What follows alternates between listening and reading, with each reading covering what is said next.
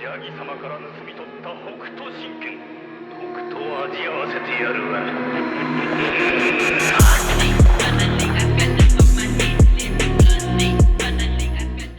Hello everybody, welcome to a new video. I really hope you're doing alright today, and I gotta let you know one thing. Only about 16% of you that watch my videos are actually subscribed to the channel, and it goes a massive way in me being able to build it up. If you can just go ahead and click the sub button, it helps me tremendously. Also remember to check the bell if you want to see all my videos when they go live, you get a notification. And now we can get into the video. Hello, what's up everybody, welcome to a new video. My name is Midway, and today we're looking at these plus 26 Streets of Wonder on tyrannical difficulty. We're starting by picking up the Season 4 affix, choosing haste as always, and moving on to the first pack. Now, we've done this key plenty of times since it's been already in Season 3, so we're gonna just be talking a little bit about what's happening in the beginning, and then we'll just move on through whenever there's not much to be pointing out. So I'm running here a lot more of an aggressive build, and the reason for that is because this dungeon has quite some trash to be clearing, and therefore the value of things like Resonant Reservoir, the Trinket from the Sun, will be quite high, as well as just running Vanguard's Momentum is going to be quite a strong option as well. Also, the bosses in the dungeon are not dangerous whatsoever, unlike other dungeons like Mechagon Workshop or any of the Legion or even Green Rail. Those dungeons are way more scary, in particular in Tyrannical. However, Gambit and Streets and, you know, the good old dungeons we know already from Season 4, as well as Junkyard, they are not dangerous. So in this case, we just want to make sure we have enough time, and I would think it's a better option to be running an aggressive build like I'm doing right here, when you're not going to get that much value from things like running Shadow Breakers or running a safer option like Bloom.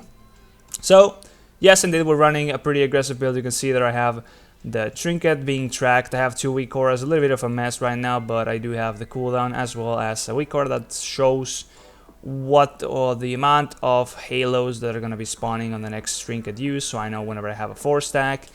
Now, the stacks on the Trinket do reset whenever the dungeon starts, so there's no point on pre-stacking it. You're going to be starting with one single halo every time, and if you die, you will lose the buff, and therefore your next halo will also be a single one. So pretty important not to die here, especially whenever you're having big fat juicy stack of halos ready up. And the Trinket does do quite some damage. I never had it on Season 3, so it is quite new for me, even though, you know, for everybody that already had it in Season 3, it's just the good old same old. But yeah, it does feel kind of fun, just thinking about a bit of a more aggressive option here and just having this other button to press and do big damage. There's nothing really going on that you don't know already. These packs are just pretty safe. Dispel some stuff, move out some stuff, do as much damage as you can, and kick stuff. As of now, we don't have a kick, so we can't really contribute much to that. We just gotta remain alive and do as much damage as we can. And that's really what's going on right here. We're just trying to keep up the buff from Vanguard's Momentum using all those Hammers of Wrath, trying to generate a lot of holy power, proc the 4 set, use our Lights of Dawn whenever we want to farm some procs of Wings or just the 4 set again. And keeping Consecration up 24/7. You can see there my Consecration is shining whenever it's not down. That is a very good way of remembering or telling yourself that, hey, you should probably be pressing Consecration real soon because it's not down, and that's our main damage source. So that goes a long way in making, you know, things just smoother for you. Just don't have to stress it too much, and whenever you see that shining, just, you know, click it. Easy as that. I can give you the weak auras for Consecration and Resonant Reservoir. I'll put them down in the description of the video, so if you find them handy and you might want to be adding them to your kit, then you can just go ahead and scroll down a little bit and you'll find them down there. We're gonna be killing the mini boss, and we want to be doing that before engaging the first boss, so we can have already as many stacks as possible to be speeding things up as much as possible. But we are not pulling anything ahead together with this mini boss, which is just gonna make things a little bit slower, and yeah, as you can see, it's gonna take a little while.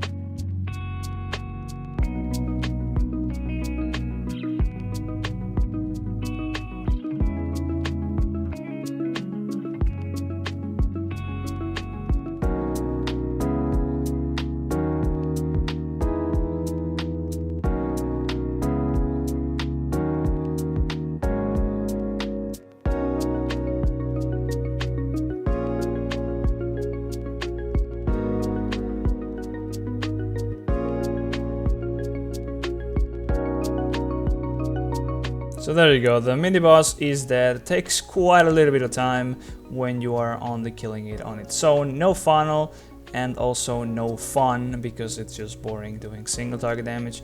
We're gonna be pulling the this pack we had left together with the mini boss, and things are going to be getting a little bit spicy. So we want to make sure we know when the big AoE is gonna be happening. We have the timer on the left, looking at the timeline right next to my face, and of course we also have the weak chorus indicating when the cast is happening.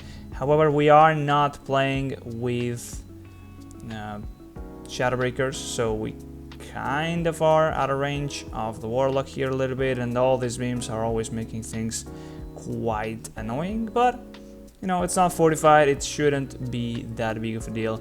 Even though we are pulling this in the middle of the room and not trying to line up sight or anything, you know, it's not a big deal. We could always rely on using our mastery to try and reduce the damage taken from all that.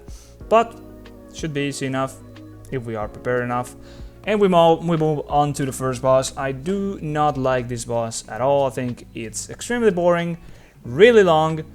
It barely does anything, and the healing requirements are really low as well. Now there is some overlaps on this boss where he will be doing the interrogation, and once the interrogation finishes, you break somebody free out of their cell. There will be a big burst of AoE damage onto the whole group, and right after that he will be doing the thing where he takes away your weapons, and he does a big chunk of damage. That can be quite dangerous sometimes. It's a good idea to pop Aura Mastery in those scenarios if you're feeling a little bit scared. Otherwise, just make sure everybody is stopped, because they will be taking a lot of damage from all those two things combined.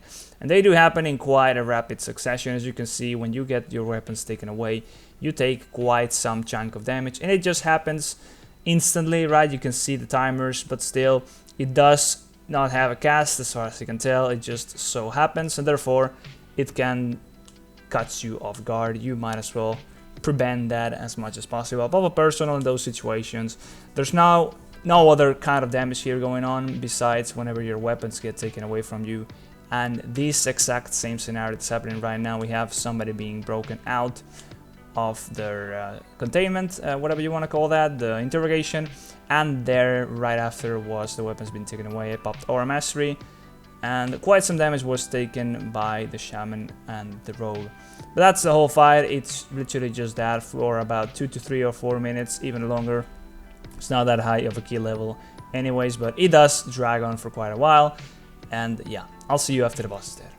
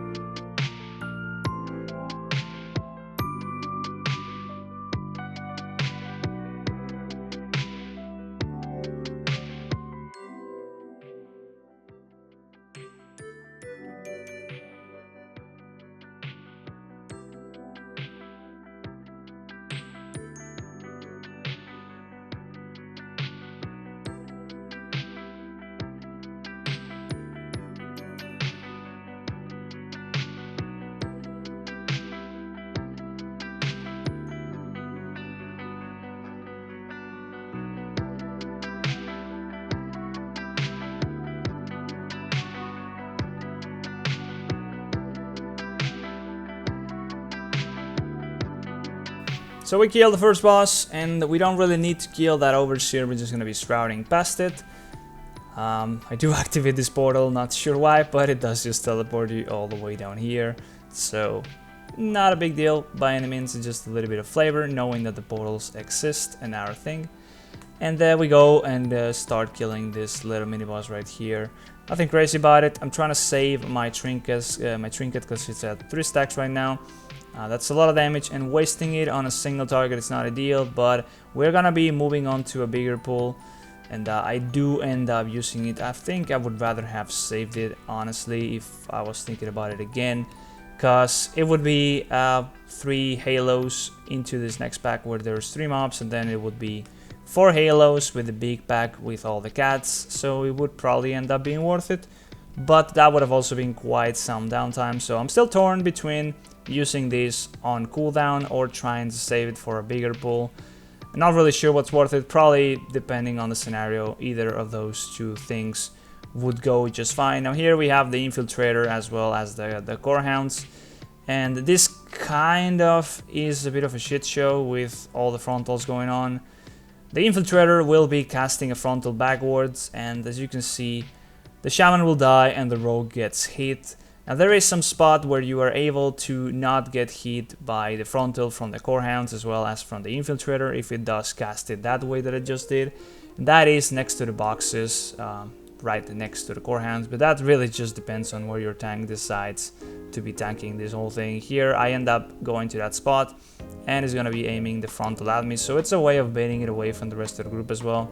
Should have probably done that in the first place, but you know, your tank might as well tank this in any other spot and it would be a different scenario. It's just a little bit tighter on this side, so people were not coming towards where I am just yet. They were rather reluctant to do so, and as you can see, I didn't use my Trinket here. Things were already dying and the Trinket was just coming off cooldown, and I know there's gonna be the big pull coming up, so yeah, thinking about it now, I would have definitely saved 3 stacks to use onto this pack. The Shaman having died here made things quite slower.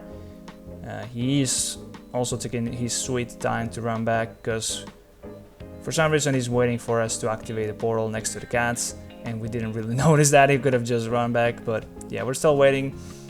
And yeah, we're moving on to the cats. I like this pack, especially now because I have the 4 stack. It just makes things a lot, I don't know, I like having the Trinket and like thinking about, oh, I'm gonna do a lot of damage here, and just, yeah, go ahead and drop it down there, and you can see it's gonna be doing quite some good damage. It feels nice. I don't know, I just think it feels nice. And there you go, you can see a lot of 23k sort of peak. It just looks cool looking at that, honestly. As a healer that doesn't do much damage, you know, not having things like Boon of the Ascendant and Vesper Totem, being able to look at details and being like, oh shit, I did a lot of damage here. I don't know, I just find that cool, even though it doesn't really matter too much. The objective is always to just not die. And you can see the Shaman still waiting for us to activate this portal. We just realized, oh shit, he's not here. But yeah, we're already at 7 stacks of the Season 4 buff. We have 55.44 haste. I do believe I have the haste ring in this dungeon. I do have the ring now, so you can see I got more than 2% haste. I got from 55.40 something to 58. So as you can see, you don't just get 2% flat haste per stack. You do get a little bit more depending on what the haste amount you have is. So it works like Expedient does in BFA Season 4, like the corruption thing. It's an increment onto your total stats of haste. So it is more than just 2% flat haste. It's 2% increase to your overall haste, which is gotta be more than 2% flat. So yeah, that's why picking haste is just so good, and itemizing for haste, it's just so impactful. But you do run into a lot of mana issues. We're already at 60.9 baseline haste. I don't know if I got any procs here. I might have the ring proc, but yeah, it is a lot of haste. It ends up being a lot of haste. You run very often, and it can be a little bit of a tricky thing to manage, but you can always just do less things. But it just takes a little while getting used to it, because it just feels like things just run faster. You're just doing your base rotation but faster, and at some point you just don't even notice that you have that much haste. You just get used to it because it's such a long key, right? It's not the same when you just pop Lust and you got 30 seconds off, and you definitely feel it, but after a couple minutes you just get used to that being the rhythm at which you play, and you just end up normalizing it, and then oh, suddenly your mana is gone. How did it happen? Well, yeah, now we're gonna be pulling the first, or rather this boss, with these 3 guys active. Not the best idea, I would say. It could be pretty bad if you get gripped. I don't know, they do like a sleeping cloud on melee and the boss grips you on top of that sleeping cloud. That could have been a disaster. Also could have happened with a frontal. At this level 26, Frontals from the infiltrators are starting to one-shot some classes depending on their tankiness, like the shaman before. So it is quite scary. Also the peacekeeper just running back and forth. I might die here. I do believe I do die on the next set of those. A little bit of a bad assessment on my part, but also felt like it was a little bit of bullshit. But anyways, we clear up the infiltrators and the peacekeeper, and we just get left with the bosses. Now, having a Destro Warlock being able to dispel both the debuffs will always make this fight kind of a joke. That's the only thing that's kind of scary. Here we go, we got a Sleeping Cloud on melee. And here's when I'm gonna be flopping, thinking I can make it through these two. And I'm a bit late, yeah, just flop. Unfortunately, should have been quicker, or pop a horse. I even had horse active. Many mistakes like that where you realize after the fact, oh shit, well, I should have probably just played it safe. But in any case, we go and we got the next set of bosses, and we're gonna be probably using the Trinket. There we go. And we get rid of both the debuffs, so nothing's really happening. We just gotta make sure we're soaking the orbs and getting the most benefit out of the buff we get from that. And that's about it. The boss just dies pretty quickly. So I'll see you guys after the boss is dead.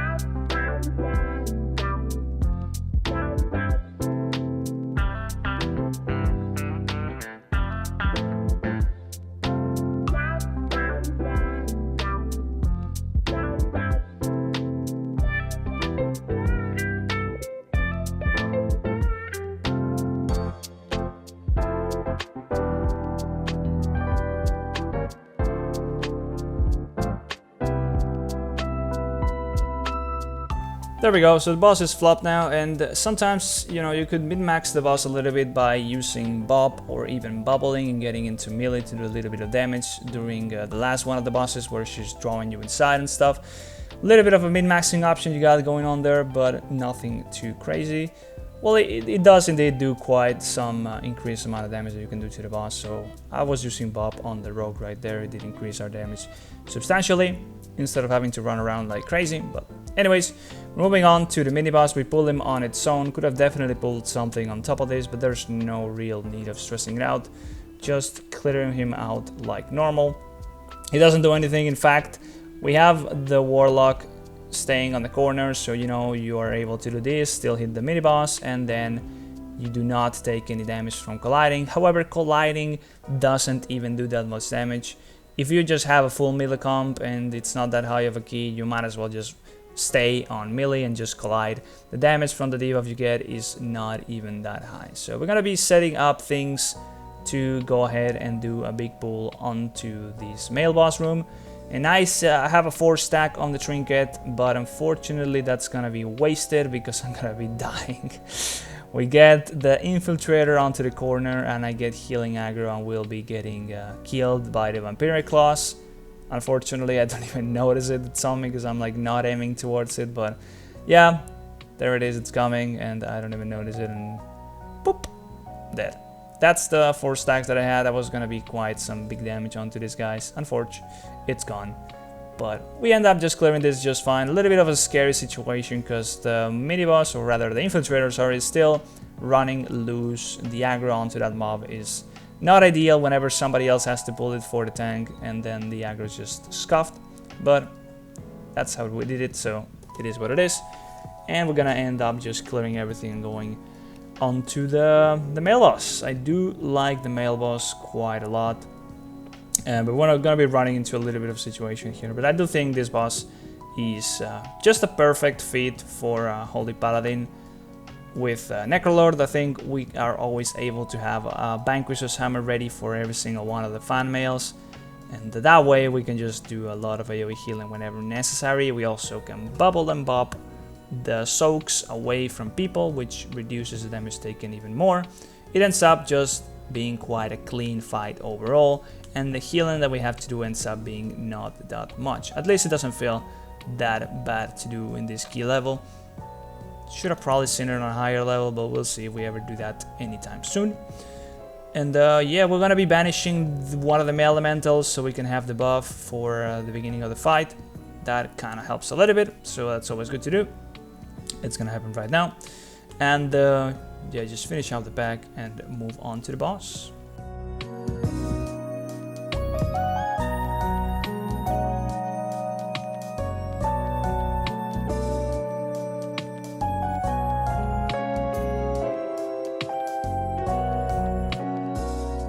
So as I said, the boss will be started onto these haste, little bubble of haste, and we want to be making sure we do not have 1,000 bottles in the middle of the room, so a little bit of soaking goes a long way by the tank there.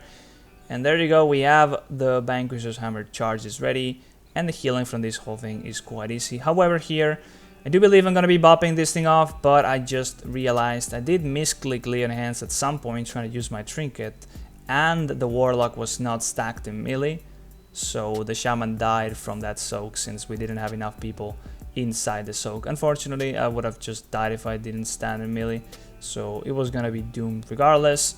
Unfortunately, I thought I was gonna be able to bubble it. I didn't even realize I misclicked Lay on Hands. I do have an indicator for tracking forbearance, but it's one of those things that I don't even look at some point. Yeah, since it's not something that I'm particularly looking at, whenever you do have to look at it, it's like you're not even sure what it is. But anyways, I think it's in the middle of my screen actually, but yeah, whatever. We got another one of these fan mails, and now we're gonna be able to bop that off so we don't take damage from it. Some people there took a little bit more damage than others. Might have just been me not aiming the lights on properly. Remember, we're not using shadow breakers, so we need to be in the proper position to hit everybody, even though that was the row, which definitely was in melee. But once again, another fan mail, another charge of Vanquisher's Hammer. We have a 2-set ready, so there we go. Big, fat, juicy heals going on, and there's like almost no damage taken. The boss is already halfway dead. It's a pretty quick boss, even without lust, but it is quite enjoyable. And there we go. We use another set of the Trinket, 3 halos. Don't really want to be wasting these many, halos onto a single target boss, but we might as well be getting that 4 stack of the halo ready. And there we go. We're gonna be bubbling the next soak. Quite lucky with those. Otherwise, we could have only prevented one from happening. I do usually like using Aura Mastery whenever the fan mail is happening during the bomb mechanic. So I would use Nora Mastery at some point during that, so that we do not take that much damage once we're spread out. And that's a good way of just making sure you're kind of safe. But yeah, pretty cool boss. We just ignore the bombs at this point and he's done for. I like the boss a lot, even with all the fuck ups involved here.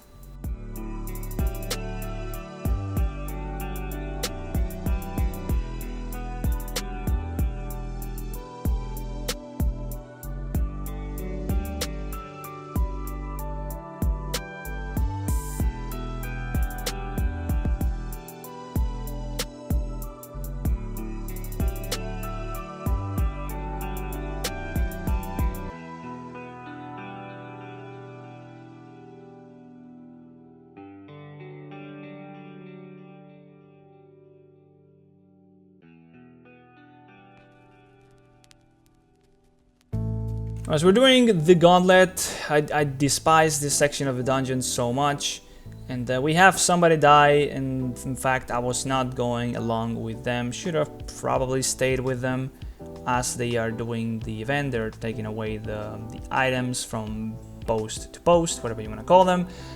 But yeah, unfortunately they do die, and that kind of slows us down a little bit. It's probably a good idea to just try and keep up with them while they are doing that, even though you might be wanting to go ahead and do damage onto whatever's being pulled. It's probably not just worth it. Now here I'm switching my macro for Divine Steed for just a regular spell, because I was using the macro for the Jailer, and that kind of makes me, well, what it does is it cancels just a cancel or a macro for Divine Steed, which ends up inting me a little bit of times when I'm trying to use the horse and it's just not ready.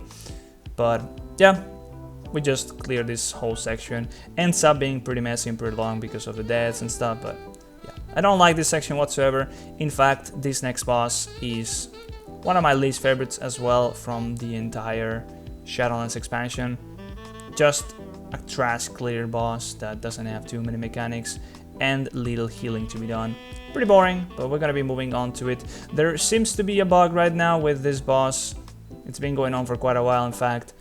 I don't know which one of the instruments it is, but there is some scenarios where under certain circumstances one of the items will not be applying the nodes in the ground, so you will not see any swirl list for you to click. I do believe it is whenever you're picking them up and you're in combat with whatever it is. If you're in combat with anything, that one instrument will just be bricked, and you will be unable to get any of the buff from that. So in this case, it is a tank. He's not able to get any stacks because of that. He can't see any of his notes, and that's quite bad. So you want to always be trying to get into this boss while not in combat to prevent that, and that way we can make sure that you have the buff. And we're moving on to this boss. There you go, a lot of trash clearing. It feels like clearing trash. We're just using Trinket, doing some AoE healing. There's the chance of people getting one-shot by a lot of stuff. The swirlies, the bolts, the throw a bottle, I believe it is called. Whatever they do a lot of damage, and they do pretty often. So there's quite a heavy chance of somebody just spacing out and dying here from the swirlies, as well as just, it's annoying. It's clearing trash and it doesn't count for percent. It's just part of the boss fight, so I despise it. Nothing too crazy about it though. Just in this case we're using the drums, so we can still use spells while we're in the drums. Want to make sure we are getting those resets on the buff during the boss fights, so whenever he's dragging us in, we'll be jumping onto the drums. We'll be refreshing the buff by smashing one set of the nodes, and after that we're just able to go back into the boss and just DPSing. Keeping out the buff is quite important to make sure you do a lot of damage, but for the most part I have nothing else to say about this boss. I'll see you after it's dead.